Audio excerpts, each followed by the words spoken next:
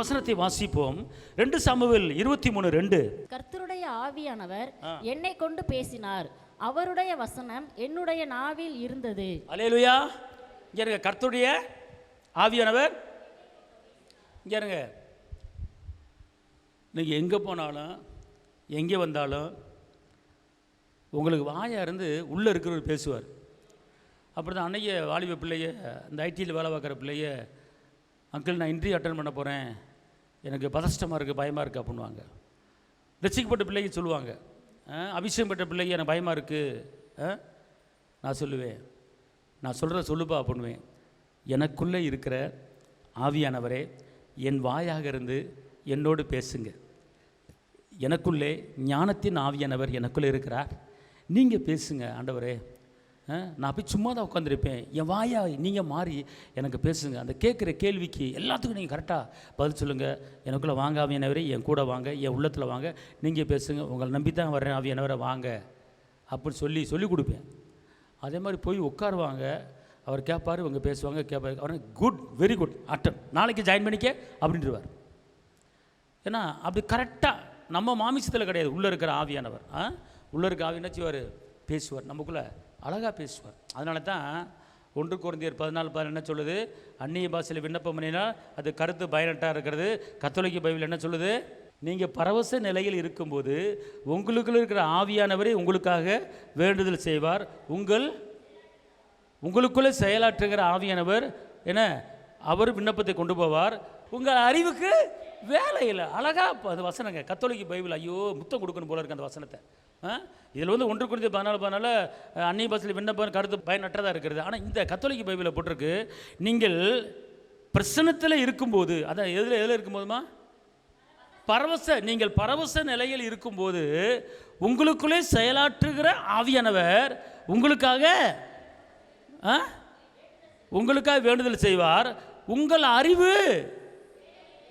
அறிவுக்கு வேலை இல்லை. இப்போ இது என்ன தெரியுது அப்படின்னு கேட்டால், இவனா கத்தோலிக்க பைபிள் வச்சு படித்து பாருங்கள். அது என்ன அர்த்தம்னா, நான் உங்களுக்குள்ளே இருந்து உங்களுக்காக அந்த விண்ணப்பத்தை நான் பிதாட்ட கொண்டு போகிறேன்.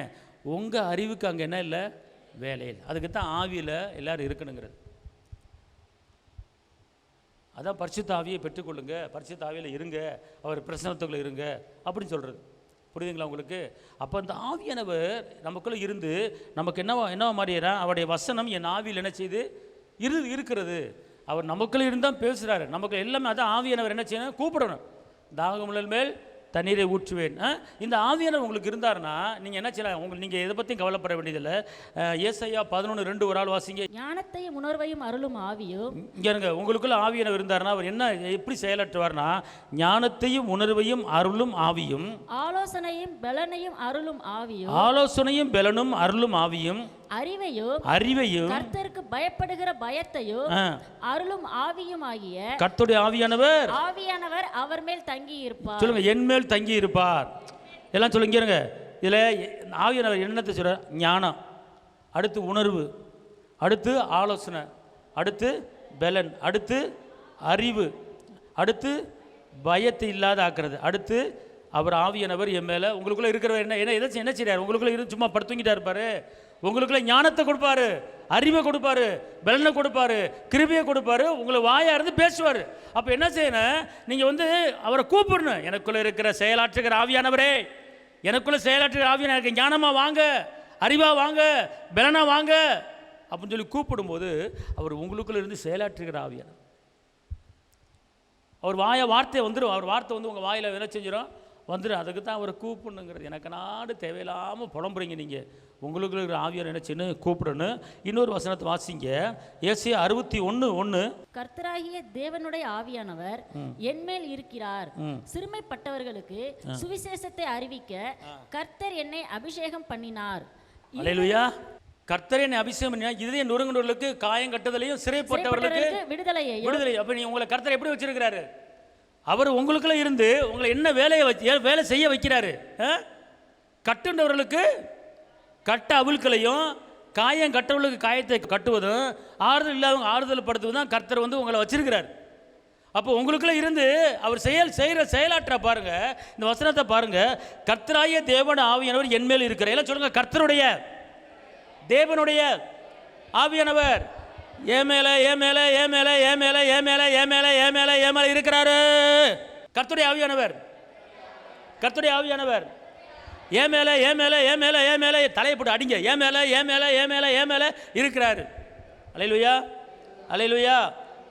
அப்புறம் என்ன சொல்ற, எனக்குள்ள இருந்து சிறுமைப்பட்டவர்களும் சுவிசேஷத்தை அறிவிக்கும். வேதனைப்படுறவங்க, கஷ்டப்படுறவங்க, நெருக்கப்படுறவங்க, கடன் பிரச்சனை இதுக்கிட்ட வாழணும், செத்தா நல்லா இருக்குமே அப்போ நினைக்கிறவங்களுக்கு இயேசுவின் அன்பை பற்றி போதிக்கணும்.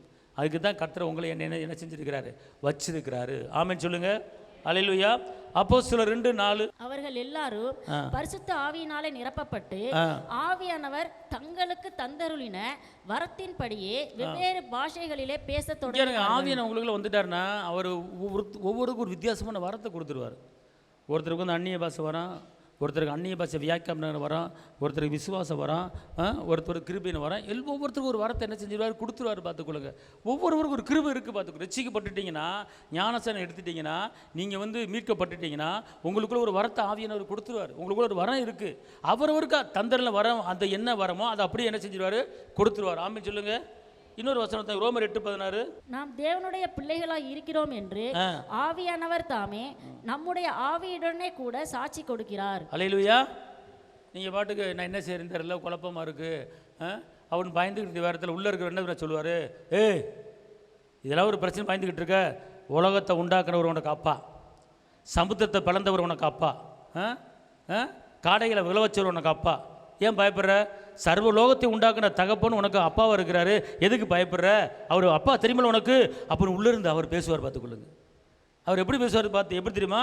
நான் தேவனுடைய பிள்ளையாக இருக்கிறேன் என்று ஆவியானவர் தாமே என்னுடைய ஆவியோடு கூட சாட்சி பகிர்வார். சாட்சி பகிர்வார்.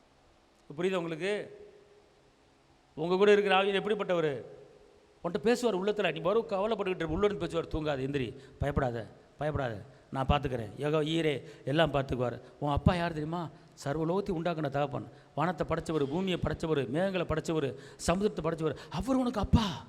அவளை உண்டாக்குறத இந்த பிரச்சனையில் ஒரு ஜுஜிப்பு அவருக்கு, ஏன் பயப்படுற, கலங்காத அப்படின்னு சொல்லி உள்ளே இருக்கிற ஆவியை நம்மளை அப்படியே பலப்படுத்தி தேற்றி கொண்டே இருப்பார். பார்த்து அதான் ஆவியானவர் செய்யக்கூடிய ஒரு காரியம். அல்லேலூயா. ரோமர் 8:26 எல்லாம் வாசிக்க. ரோமர் 8:26 அந்தபடியே ஆவியானவர் நமது பலவீனங்களில் நமக்கு உதவி செய்கிறார். நாம் ஏற்றபடி வேண்டிக் கொள்ள வேண்டியது இன்னதென்று அறியாமல் இருக்கிறபடியால் ஆவியானவர் தாமே வாக்கு கடங்காத பெரும் மூச்சுகளோடு நமக்காக வேண்டுதல் செய்கிறார். ஒரு கையை தட்டி அப்பாக்கு பை செலுத்துமா. உங்களுக்கு ஆவியானவர் இங்கே இருக்க. உங்களுக்கு ஒரு சில நேரங்களில் ஒரு பிரச்சனை வந்துடும், சோதனை வந்துடும். ஜெபிக்க நினைப்பீங்க, ஜெபிக்க முடியாது. துதிக்க நினைப்பீங்க, துதிக்க முடியாது. பைபிள் வாசிக்க நினைப்பீங்க, பைபிள் வாசிக்க முடியாது. ஆனால் அந்த நேரத்தில் உங்களுக்குள்ளே இருக்கிற ஆவியானவர் வந்து அவர் சொல்கிறார் பாருங்க, விளைவின நேரங்களிலே, நீ வேதனைப்படுகிற நேரங்களிலே உனக்கு உதவி செய்ய அவர் என்ன செய்கிறாரு, வராரு. ஏற்றபடி வேண்டிக் கொள்ள வேண்டியதென்று அறியாமல் இருக்கும்போது, என்ன ஜெபிக்க, எப்படி ஜெபிக்க, எந்த வார்த்தையை சொல்லி ஜெபிக்க என்று தெரியாமல் அறியாமல் இருக்கும்போது ஆவியானவர் தாமே வாக்கு கடங்காத பெருமூச்சோடு, எல்லாம் சொல்லுங்க, ஆவியானவர் தாமே வாக்கு கடங்காத பெருமூச்சோடு எனக்காக அவர் வேண்டுதல் செய்வார். கைத்தட்டி அப்பாக்கு மகிமை செலுத்துங்க. எனக்காக அவர் வேண்டுதல் செய்வார். எனக்காக அவர் வேண்டுதல் செய்வார். எல்லாம் சொல்லுங்க, எனக்குள்ள இருக்கிற ஆவியானவர் நான் வேதனைப்படுற நேரத்தில், பணப்பிரச்சனை நேரத்தில் எனக்காக பிதாட்ட வேண்டுதல் வைக்க அவர் போயிடுவார். போயிட்டு எனக்கு பதிலை கொண்டு வருவார். அவர் தான் எனக்குள்ளே இருக்கிற ஆவியானவர். ஏனுங்களேன், நான் ஒன்று சொல்கிறேன் கேளுங்க. இந்த ரோமர் 8:26 நல்லா மனப்பாடம் பண்ணி வச்சுக்கோங்க. இந்த வசனத்தை எல்லாம் சேர்ந்து வாசிங்க. ரோமர் 8:26 இங்கே ஆவியார் எனது பலவீனங்களில் எனக்கு உதவி செய்கிறார். நான் ஏற்றபடி வேண்டிக் கொள்ள வேண்டியது என்று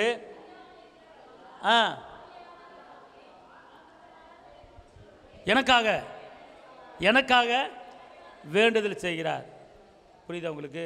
இந்த வசனத்தை நான் அதை வந்து வேறு மாதிரி நான் எழுதியிருக்கிறேன், சரிங்களா? அதனால் வந்து நல்லா தெரிஞ்சுக்கொள்ளுங்க. ஒரு 10 வசனம் இருக்குது. இது வந்து ஒரு நமக்குள்ளே இருக்கிற ஆவியானவரை வேலை செய்ய வைக்கிறதுக்கு உண்டான வசனம், நமக்குள்ள இருக்கிற ஆவியானவரை தட்டி எழுப்புறதுக்கு உண்டான வசனம். இப்போ வாசிங்க 2 கொரிந்தியர் 3:17. கர்த்தரே ஆவியானவர், கர்த்தருடைய ஆவி எங்கேயோ அங்கே விடுதலையும் உண்டு. சொல்லுங்க, கர்த்தருடைய ஆவியானவர் எனக்குள்ள இருக்கிறார், அதனால் நான்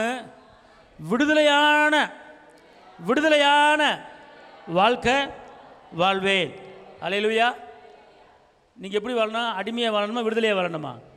அல்லேலூயா. எபேசியர் 1:14 அவருக்கு சொந்தமானவர்கள் அவருடைய மகிமைக்கு புகழ்ச்சியாக மீட்கப்படுவார்கள் என்பதற்கு ஆவியானவர் நம்முடைய சுதந்திரத்தின் அச்சாரமாய் இருக்கிறார். ஆவியானவர் நம்முடைய சுதந்திரத்தின் என்னவா இருக்கிறாரா? நம்ம எல்லாவற்றையும் சுதந்திரிக்கும்படி, எல்லாவற்றையும் மீட்டெடுக்கும்படி நமக்கு உள்ள இருந்த ஒரு அச்சாரமாக என்ன செய்கிறாரு? செயல்படுத்தி கொண்டிருக்கிறார். யாக்கோப்பு 4:5 நம்மில் வாசமாய் இருக்கிற ஆவியானவர் நம்மிடத்தில் வைராக்கிய வாஞ்சையாய் இருக்கிறார் என்று வேத வாக்கியம் வீணாய் சொல்லுகிறது. நான் சொல்றேன், எல்லாம் சொல்லுங்க. என்னில் வாசமா இருக்கிற ஆவியானவர் என்னிடத்தில் வாஞ்சையா இருக்கிறார். சொல்லுங்க, என்னில் வாசமா இருக்கிற ஆவியானவர் என்னிடத்தில் வாஞ்சியா இருக்கிறார். அல்லேலூயா. இப்போ புரியுதா உங்களுக்கு? இதை நான் சொல்கிற மாதிரி நீங்கள் சொல்லணும். இப்போ நான் உங்களுக்கு சொல்லிக் கொடுக்குறேன், அது அப்படியே மொத்தம் 10 வசனம் தான். இந்த வசனத்தை நான் சொல்லித்தரேன், அப்படியே சொல்லுங்கள். இந்த வார்த்தையை கேட்குற தேவ பிள்ளைகளே, நான் ஒன்று சொல்கிறேன் கேளுங்க. துக்கப்பட்டு வேதனைப்பட்டு கஷ்டப்பட்டு நீங்கள் வேதனைப்படாதீங்க. இந்த 10 வசனத்தை நீங்கள் டெய்லி அறிக்கிட்டீங்கன்னா உங்களுக்கு ஆவியானவர் செயல்படுவார். உங்களை ஆய்வு செயல்படுவார். எப்படி செயல்படுவார்னா, இந்த வசனத்தை அவருக்குள் அப்படின்னு சொல்லி நமக்குள் அப்படிங்கிறத எனக்கு நான் போட்டு பிரிண்ட் அவுட் எடுத்துருக்கேன். அதனால் இந்த 10 வசனத்தை நீங்கள் சொல்லி முடிச்சோன்னே உங்களுக்குள்ள ஒரு பெரிய ஒரு விடுதலை என்ன செஞ்சு வந்துடும். அதை நான் பிரிண்ட் அவுட் வச்சுருக்கிறேன். யாராவது வேணும் அப்படின்னீங்கன்னா இந்த வசனத்தை உங்களுக்கு நான் கொடுப்பேன், அனுப்பி வைப்பேன்.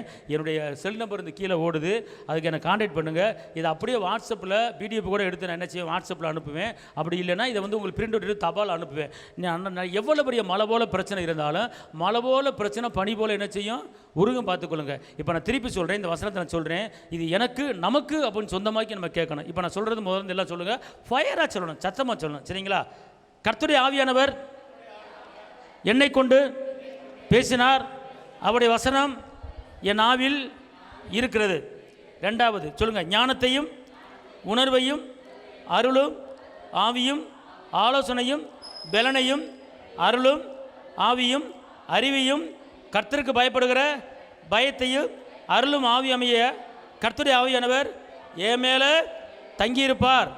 மூன்றாவது, கர்த்தராகிய தேவனுடைய ஆவியானவர் என் மேலே இருக்கிறாரு. சிறுமைப்பட்டவர்களுக்கு சுவிசேஷத்தை அறிவிக்க கர்த்தர் என்னை அபிஷேகம் பண்ணியிருக்கிறார். அடுத்து, நான் பரிசுத்த ஆவியிலே நிரப்பப்பட்டு ஆவியானவர் எனக்கு தந்தரில வரத்தின்படியே நான் செயல்படுவேன். அடுத்து, நான் தேவனுடைய பிள்ளையா இருக்கிறேன் என்று எனக்குள்ளே இருக்கிற ஆவியானவர் என் கூட சாட்சியா பேசுறாரு. சொல்லுங்க, அந்தபடியே ஆவியானவரும் எனது பலவீனங்களிலே எனக்கு உதவி செய்கிறார். நான் ஏற்றபடி வேண்டிக் கொள்ள வேண்டியதென்று அறியாமல் இருக்கிறபடியா ஆவியானவர் தாமே வாக்கு கடங்காத பெருமூச்சோடு எனக்காக அவர் வேண்டுதல் செய்கிறார். அடுத்து, கர்த்தருடைய ஆவியானவரே எனக்குள்ள இருக்கிறார். சொல்லுங்க, பிதாவுக்கு சொந்தமான அவருடைய மகிமைக்கு புகழ்ச்சியாக மீட்கப்பட்டு ஆவியானவர் எனக்கு சுதந்திரத்தை தருகிறார். கையை தட்டி அப்பக்கமை செலுத்துங்க. இந்த 10 வசனம், இந்த வசனத்தை காலை எந்திரிச்சு கர்த்தரை துதிச்சுட்டு இதை அறிக்கை பண்ணிட்டு போங்க. அன்னைக்கு ஃபுல்லாக ஆவியானவர் உள்ள பேசுவார். இங்கே போ, இங்கே போகாத, இதை பாரு, இதை பேசாத அப்படின்னு சொல்லுவார். இதை நான் உங்களுக்கு பிரிண்ட் அவுட் எடுத்து தர்றேன். இதுதான் உங்களுக்கு ஒரு வாழ வைக்கக்கூடிய ஜீவனுள்ள வார்த்தை, உங்களுக்கு இருக்கிற ஆவியானவர் பேச வைக்கிறது. Okay, right. ஜெபிப்போம். எல்லாம் அப்படி எந்திரிச்சு சொல்லுங்க. ஜெபம் ஒன்றும் எல்லாம் எந்திரிங்க. ரகல துடா கல துணமாது டிகனமது ஷம்மரகத டபல கரல ரபா ரதனமா வாரும் தூய ஆவி, பிரசன்னத்தை வாஞ்சிக்கிறோ, உங்க வல்லமையால் எம்மை நிறைத்து நீராளுகை செய்யோ. வாரும் தூய ஆவியே, பிரசன்னத்தை வாஞ்சிக்கிறோ, உங்க வல்லமையால் எம்மை நிறைத்து நீர் ஆளுகை செய்யோ, நீர் ஆளுகை செய்யோ. எல்லாம் சொல்ல, வலது கையை தலையில் கை வைங்க, வலது கையை தலையில் கை வைங்க. எல்லாம் சொல்லுங்கள், பரிசுத்த ஆவியானவரே, எனக்கு சொல்லிக் கொடுக்குற காரியத்தை சொல்லிக் கொடுத்து ஞானமாக பலனாக ஆலோசனையாக இருந்து இந்த நாளிலிருந்து என்னை வழி நடத்துங்க. உங்களுடைய கிருபை கூட இருப்பதாக. இயேசுவின் நாமத்திலே பிதாவே, ஆமென்.